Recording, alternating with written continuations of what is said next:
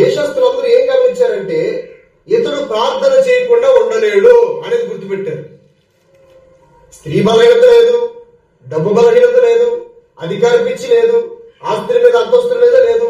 ఇతనికి ఉన్నదంతా ఏంటంటే దేవుని మీద అత్యంతమైనటువంటి ప్రేమ ఇతనికి ఉంది.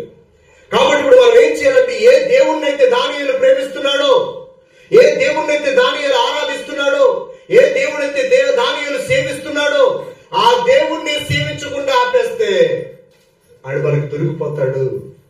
ఎందుకంటే వాళ్ళకి బాగా తెలుసు, ప్రాణం పోయినా దేవుణ్ణి వదిలిపెట్టడని వాళ్ళకి బాగా తెలుసు.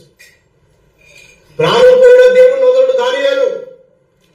కాబట్టి ఖచ్చితంగా ఈ విషయంలో దానియేలు మనకు దొరుకుతాడు. ఆడి ఎముకలను సింహాలు చప్పరించేస్తాయి. తద్వారా ఇలాంటి మనకు లొంగనటువంటి వాడు, మన రాజ్యములో మనకు లొంగనటువంటి వాడిని